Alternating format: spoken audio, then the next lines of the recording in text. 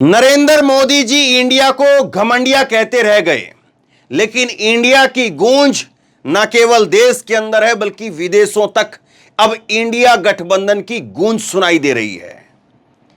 आपने गाना सुना होगा, एक फिल्म आई थी 1968 के अंदर, नाम है ब्रह्मचारी, और इस ब्रह्मचारी मूवी के अंदर एक गाना था, आजकल तेरे मेरे प्यार के चर्चे हर जुबान पर।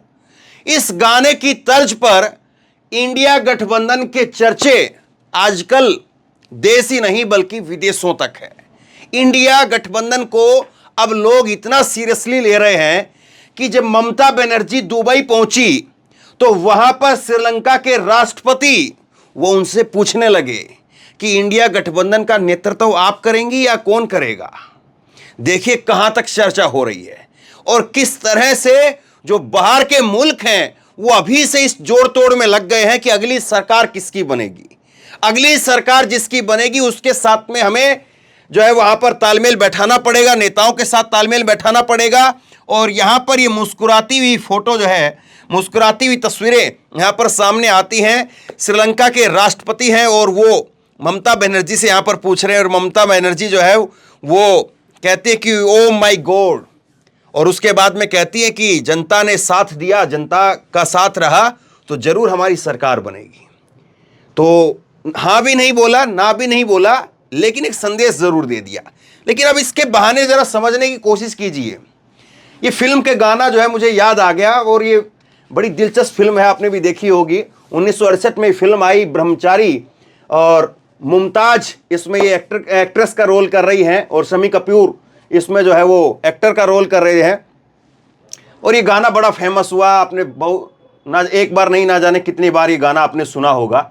लेकिन अब इस गाने की तर्ज पर अगर आप इंडिया को समझने की कोशिश करें, इंडिया गठबंधन को समझने की कोशिश करें तो बहुत कुछ जो है वो साफ हो जाता है कि इंडिया गठबंधन का ऐसा चर्चा चला हुआ है, ऐसी चर्चा चली हुई है कि विदेशों तक अब इसकी गूंज सुनाई दे रही है। विदेशी धरती पर ममता का दावा, कल हम सत्ता में जरूर आएंगे, ममता बनर्जी कह रही है। और ये रानिल विक्रमसिंघे जो कि राष्ट्रपति हैं श्रीलंका के, उन्होंने इस बात को जो है पूछा था। ममता बनर्जी मैं आपको बता दूं 12 दिनों के बिजनेस ट्रिप के लिए वो स्पेन दुबई के अंदर गई हुई है और वहां पर यह सवाल जो है पूछा गया कि क्या आप इंडिया को लीड करेंगे। श्रीलंका के राष्ट्रपति के सवाल पर ममता ने कहा कि जनता ने साथ दिया तो जरूर। अब समझिए चर्चे किस तरह से और चर्चे कैसे कैसे जुबान पर चढ़ रहे हैं, इन 3 तस्वीरों के जरिए आप समझिए। पहली तस्वीर जो है वो इंडिया गठबंधन की है, दूसरी तस्वीर एनडीए गठबंधन की है और तीसरी तस्वीर ये तस्वीर है इंडिया गठबंधन की। और इस तस्वीर का खास एक मतलब है, इसके खास मायने हैं, वो मैं आपको बाद में बताता हूं। पहले लेकिन इन तस्वीरों पर जो है वो अपना ध्यान लेकर के आइए और इन तस्वीरों को जरा आप देखेंगे गौर से तो बहुत कुछ साफ हो जाता है। देखिए इंडिया गठबंधन है, ये इंडिया गठबंधन में हर चेहरे की एक अपनी वैल्यू है, एक अपनी पहचान है, उसकी पार्टी का एक अपना वोट बैंक है। जबकि दूसरी तरफ आप यहां पर आएंगे एनडीए गठबंधन के अंदर तो यहां पर केवल मोदी का चेहरा है, मोदी की पहचान है, मोदी का वोट है। उसके अलावा किसका कहां वोट है चश्मा लगा लगा करके ढूंढना पड़ेगा, लेंस लगा लगा करके खोजना पड़ेगा कि फला नेता कौन है, फला नेता के पीछे कितना वोट है, फला नेता की पार्टी कौन सी है। यह तक लोगों को नहीं पता होगा, बहुत सारे पत्रकारों को नहीं पता होगा कि कौन सा नेता कौन है और कौन से नेता के पीछे कितने वोट हैं। यहां पर एक मोदी है और मोदी के बाद में मोदी है और मोदी के पीछे भी मोदी, मोदी के आगे मोदी, मोदी के इधर मोदी, मोदी के उधर मोदी और कितने मोदी, बस उसी में खेल खत्म। यहां पर बहुत ज्यादा कुछ जो है वो गुंजाइश दिखाई नहीं देती है। और इसीलिए यहां पर मोदी को अपने बगल में नड्डा को भी खड़ा करना पड़ता है, अमित शाह को भी खड़ा करना पड़ता है, राजनाथ को भी खड़ा करना पड़ता है और गडकरी को भी खड़ा करना पड़ता है। क्यों? क्योंकि दूसरे नेताओं की पहचान है नहीं।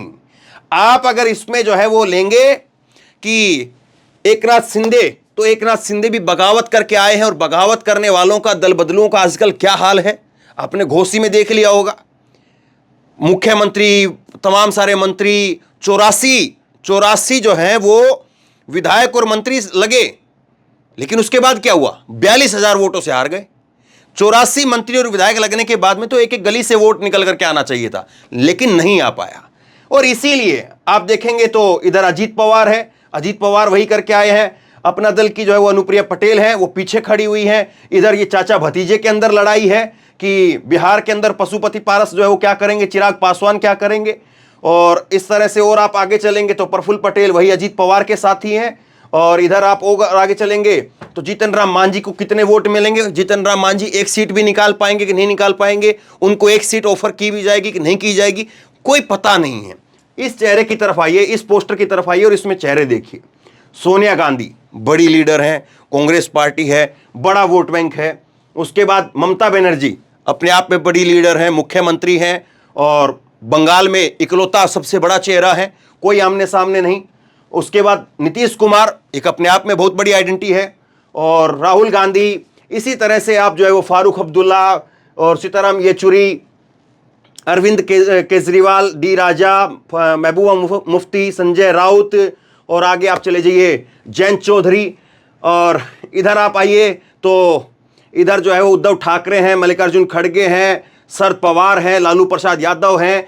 एक एक नेता ऐसा है जिसके पीछे पूरी पार्टी खड़ी हुई है। एक एक नेता ऐसा है जिसके पीछे जो है वो लाखों की तादाद में वोट हैं एक एक नेता के पास में। और यहां पर एक ही नेता है जिसके पास में सब कुछ है, बाकी के पास में क्या है मालूम नहीं, बाकी को एक सीट मिलेगी मालूम नहीं। 38 में से करीब 24 या 26 दल ऐसे हैं जिनकी एक भी सीट नहीं है, 0 सीट है। और यहां पर जो है वो 14 पार्टियां हैं जिनके पास में सीटें हैं, बाकी के पास में सीट नहीं है। तो ये तस्वीर जो है बदल रही है। अब इस तस्वीर के ऊपर आइए। इंडिया गठबंधन, इंडिया जो अलायंस है उसकी चर्चा इसलिए इंपॉर्टेंट है क्योंकि यहां पर एक ही चेहरा है। मोदी के चेहरे को रिप्लेस कर नहीं सकते हैं, मोदी के चेहरे पर जो गुस्सा है उसको कम नहीं कर सकते हैं, मोदी के चेहरे पर जो लोग आकर्षित उनके प्रति उनके आकर्षण है मोदी के चेहरे के प्रति, तो वो 2 वोट दे नहीं सकते हैं।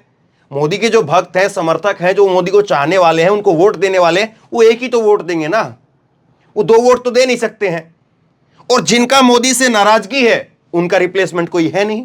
लेकिन दूसरी तरफ अगर इस पोस्टर पर अगर आप आएंगे तो इस पोस्टर में ऐसा है और ये नेताओं का कॉम्बिनेशन ऐसा है, गठजोड़ ऐसा है कि इसमें किसी को भी उठा करके आप ऊपर कर दीजिए। आप यहां पर ममता बनर्जी को ऊपर रखिए तो ममता बनर्जी को ऊपर रखेंगे तो एक मजबूत कद्दावर जो है मुख्यमंत्री, लंबा चौड़ा एक्सपीरियंस उनके पास में, अपनी खुद की पार्टी बनाई, अपनी मेहनत से पार्टी खड़ी की और बीजेपी को ना को चने चबवा दिए। हर चेहरे के पास में एक बड़ी जो है पहचान है। इस चेहरे को नीचे लेकर के आइए, राहुल गांधी को ऊपर कर दीजिए। एक यात्रा ने पूरा माहौल बदल दिया। राहुल गांधी के एक बयान पर पूरी भाजपा तिलमिला जाती है। तो राहुल गांधी की एक अपनी पहचान है, कांग्रेस पार्टी पूरी उनके साथ खड़ी हुई है, कांग्रेस पार्टी का वोट उनके साथ है। करीब 10-11 करोड़ वोट पिछले चुनाव में साथ में थे, 11 करोड़ वोट जो है वो 2019 में थे। इस बार तो क्या कुछ माहौल होगा वो आगे वक्त बताएगा। लालू प्रसाद यादव, बड़ा चेहरा, बिहार की सबसे बड़ी पार्टी, और लालू प्रसाद यादव जो है 2019 में एक भी सीट नहीं लोकसभा के अंदर, 0 सीट। सच्चाई है ये, केवल कांग्रेस की एक सीट आई थी 40 में से, 39 सीट बीजेपी की रही।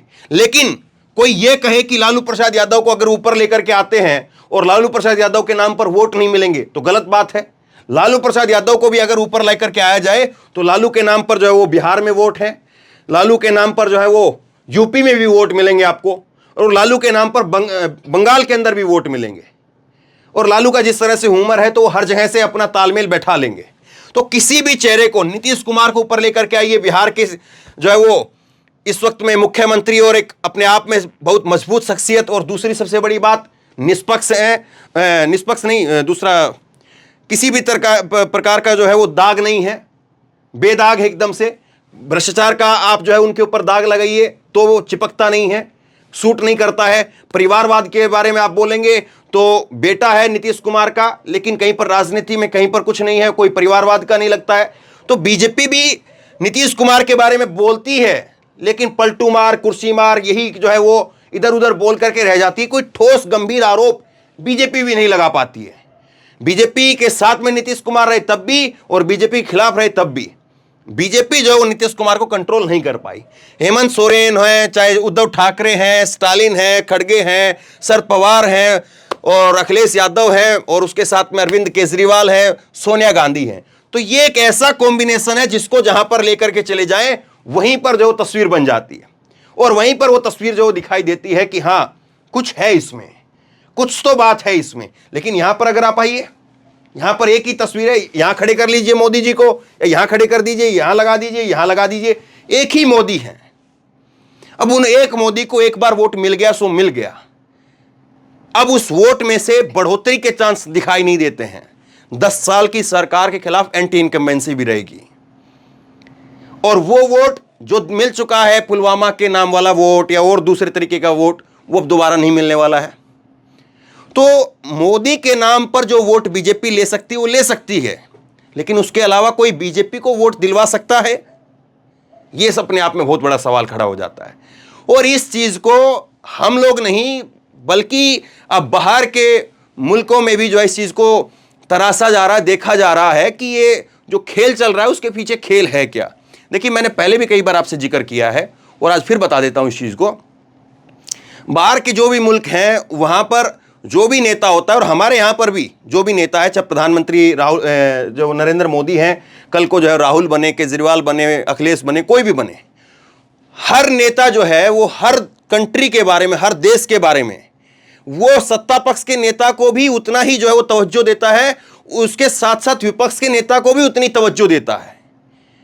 उनकी ऐसा नहीं कि विपक्ष के नेता के बारे में कोई आइडिया ही नहीं है, कोई ख्याल ही नहीं है कि कौन है विपक्ष का नेता, ऐसा नहीं होता है, क्योंकि उन लोगों को कल को उनके साथ डील करनी होती है। जबकि मोदी जी इस बारे में गच्चा खा गए थे। मोदी जी ने कह दिया अब की बार ट्रंप सरकार, आगे बाइडन।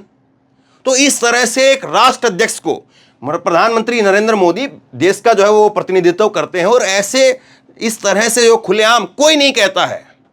अब अगर यहां पर जो है वो श्रीलंका के राष्ट्रपति मिले हैं, ममता बनर्जी के साथ में एक अच्छे संबंध के साथ में जो है दिखाई दे रहे हैं, पूछ रहे हैं, सवाल जवाब हो रहे हैं, एक हंसी खुशी का जो है वो माहौल वहां पर दिखाई दे रहा है। ऐसा नहीं कि वो हाथ उठा करके ममता बनर्जी का जो है वो समर्थन कर दे वहां पर और उनको कह दे कि दिस इज द लेडी, वो ऐसा नहीं करेंगे, उनको मालूम है। और अगर कोई और नेता चला जाएगा तो अमित शाह मान लीजिए हो या राजनाथ सिंह हो, तो वो उनके साथ में भी ऐसे ही रखेंगे, क्योंकि उनको मालूम है कि आज ये व्यक्ति पावर में नहीं है, लेकिन एक व्यक्ति, इसका कद इतना है कि कल पावर में आ सकता है। मोदी जी बड़ी भूल कर बैठे थे, और इसको तब भी कहा गया था, तब भी इस पर सवाल उठे थे, अब तो उठेंगे ही उठेंगे। और अब क्या बोलेंगे, अब वो डोनाल्ड ट्रंप फिर से आएंगे तो क्या फिर अब जो है वो चुनाव के अंदर उतरते हैं? हालांकि चांस इस बात के नहीं दिखाई देते, लेकिन मैं समझने के लिए आपको बता रहा हूं। और आज ही जो है, आज ही इंडिया गठबंधन की कोऑर्डिनेशन कमेटी की पहली बैठक हुई है, और इस बैठक के अंदर जो है वो तमाम नेता वो शामिल हुए हैं। मैं तस्वीरें जरा आपको दिखाता हूं कि इस तरह से जो है वो तमाम नेताओं का गठजोड़ यहां पर देखने को मिला है। और इंडिया गठबंधन की ये जो बैठक रही है उसको जरा आप देखिए। शरद पवार के घर पर यह बैठक हुई है। शरद पवार यहां पर आपको दिखाई दे रहे हैं, केसी वेणुगोपाल हैं, और उनके साथ में जो है वो महबूबा मुफ्ती आपको दिखाई दे रही हैं, और आगे फारूक अब्दुल्ला हैं, कांग्रेस के नेता गुरदीप सप्पल हैं, तेजस्वी यादव है, राघव चड्ढा हैं, और संजय राउत हैं उधर, और जावेद अली खान सपा से हैं। तो तमाम नेता, 14 नेता जो है वो कोऑर्डिनेशन कमेटी के अंदर रखे गए हैं, और 14 नेताओं की यहाँ पर मुलाकात हुई है। और ये इसीलिए बनाई गई कोऑर्डिनेशन कमेटी कि बार बार जो है वो सभी पार्टियों के नेता एक जगह इकट्ठा हों, सारे मुख्यमंत्री इकट्ठा हों, उसकी बजाय एक एक पार्टी से जो है वो एक एक चेहरे ले लिए गए हैं, और वो चेहरे जो है वो आपस में कमेटी में बैठेंगे, अपने नेता को मैसेज जो है वो पहुंचा देंगे, और उसके बाद में बातचीत जो है फिर आगे होती रहेंगी। और अब बातचीत जो है उसी लेवल पर चल रही है कि किस तरह से, कैसे जो है वो चीज़ों को आगे बढ़ाया जाए, कैसे जो है वो अब 1 सीट 1 सिलेक्शन के ऊपर जो है काम किया जाए, कितनी सीटों पर कौन लड़ेगा इस पर काम किया जाए, मैनिफेस्टो के अंदर क्या होगा इस पर काम किया जाए, और किस तरह से मैनिफेस्टो को जो है वो डिक्लेयर करना है, कब डिक्लेयर करना है, सीटों को कब डिक्लेयर करना है। तो तमाम सारी चीज़ें जो हैं उनको काम करने का, उनको जो है वो एक आकार देने का, उसके ऊपर काम करने का काम जो है वो कोऑर्डिनेशन कमेटी का है। और कोऑर्डिनेशन कमेटी की जो पहली बैठक थी वो आज सफल बताई जा रही कि पहली बैठक जो है वो सफल हुई है। सुमित अवस्थी ने भी जो है, जिस वीडियो को लेकर के मैंने अभी जिक्र किया उसको लेकर के कह रहे हैं सुमित अवस्थी कि ममता बनर्जी का ये बयान दिलचस्प है, सुनना चाहिए। आज दिल्ली में इंडिया घटकों की कोऑर्डिनेशन कमेटी की बैठक हो रही है, ममता विदेशी दौरे पर है। ये वीडियो दुबई का है, जहां पर श्रीलंका के राष्ट्रपति रनिल विक्रमसिंघे से उनकी मुलाकात होती है, और मुलाकात के बाद विक्रमसिंघे ने ममता बनर्जी से हंसते हुए आग्रह से पूछा कि क्या विपक्ष के अलायंस की आप अगुवाई करेंगी। ममता बनर्जी ने विस्मय से मुस्कुरा करके कहा, ओ माय गुडनेस, थोड़ा सा मौन रखते हुए थोड़ा सा चुप्पी साधती हैं और उसके बाद में कहती हैं कि ये तो जनता के ऊपर निर्भर करता है, यानी ना हाँ कहा और ना कहा। एक इस गठबंधन की जो सबसे बड़ी ताकत है, इंडिया गठबंधन की जो सबसे बड़ी ताकत है वो यही है कि इसमें कोई इस बात को लेकर के जो है वो खींचतान रस्साकसी नहीं दिखाई दे रही कि पहले नंबर पर जो है पोस्टर के अंदर मुझे आना है, पहले नंबर पर जो है राहुल को क्यों रख दिया है, ममता बनर्जी को क्यों रख दिया है। यह सबसे बड़ी बात है। अभी तक जून के अंदर जो है पहली बैठक हुई थी, जून के बाद में, और अब तक जो है 3 बैठकें हो चुकी हैं। बेंगलुरु के अंदर जुलाई में बैठक हुई और उसके बाद में जो है वो अगस्त 31 और 1 सितंबर को जो है वो मुंबई के अंदर बैठक हुई। लेकिन किसी भी बैठक के बाद में या पहले ऐसा कोई बयान नहीं आता है कि मीटिंग के अंदर जो है अब मुझको प्रधानमंत्री घोषित करने के लिए खींचतान हो गई, कि ममता बनर्जी बाहर निकल के कह रही है, उनके समर्थक बाहर निकल के कह रहे हैं कि ममता बनर्जी को क्यों नहीं बनाया, क्यों नहीं घोषित किया। इस पर बात ही नहीं हो रही है। बात हो रही है 1 सीट 1 सिलेक्शन पर, बात हो रही है मैनिफेस्टो पर कि क्या हम देंगे, अगर हम पावर में आते तो जनता को हम क्या देंगे, इसके ऊपर बात हो रही है। कौन कितनी सीटों पर लड़ेगा, इन पर बात हो रही है। तो खैर, बात हो रही है, इसीलिए बात आगे बढ़ भी रही है और उस बात के फिर आगे चर्चे भी हो रहे हैं और चर्चे दुबई तक पहुंच गए हैं। चर्चे अब जो है वो केवल देश भर में नहीं गूंज रहे हैं बल्कि विदेशों तक इसकी गूंज सुनाई दे रही है। और चर्चा किसकी होती है? चर्चा उसी की होती है जिसकी जो है कोई हस्ती होती है, जो खत्म हो जाता है, जो मिट जाता है, जिसका कहीं पर कोई उम्मीद नहीं होती, उसकी कौन चर्चा करता है? कौन जो है गड़े मुर्दे उखाड़ता है? जो चले गए सो चले गए, जो आ सकते हैं, जो हैं, उसकी चर्चा होती है। जिनकी कहीं पर कोई संभावना ही नहीं, उनकी कहाँ कौन चर्चा करेगा? तो आप सोच सकते हैं कि अगर पड़ोसी देशों के अंदर भी इस बात को लेकर के हलचल है, पड़ोसी देश भी अगर इस बात को लेकर के तवज्जो दे रहे हैं, वो भी सोच रहे हैं, समझ रहे हैं, तो मोदी जी के मन में क्या हो रहा होगा, बीजेपी के मन में क्या चल रहा होगा? क्योंकि वो तो यहां पर रह करके उस चीज को भांप पा रहे हैं। अगर ये भांप जो है, ये इसकी जो है वो धुआं वहां तक चली गई है, तो सोचिए फिर यहां पर क्या कुछ हो रहा होगा। तो शेयर कीजिए इस खबर को, लोगों तक पहुंचाइए, और आप क्या सोचते हैं नीचे कमेंट बॉक्स में लिख करके जरूर बताइए। और इसी तरह की तमाम खबरों के लिए ऑनलाइन न्यूज इंडिया को सब्सक्राइब कीजिए, साथ में जो बेल आइकन है घंटी उसको जरूर दबाइए, ताकि जैसे ही कोई खबर अपलोड करें उसकी नोटिफिकेशन सीधे सबसे पहले आपको मिल सके। और अगर ये वीडियो फेसबुक पर देख रहे हैं तो फेसबुक पर हमारे पेज को लाइक कीजिए, फॉलो कीजिए और इस खबर को शेयर कीजिए। धन्यवाद।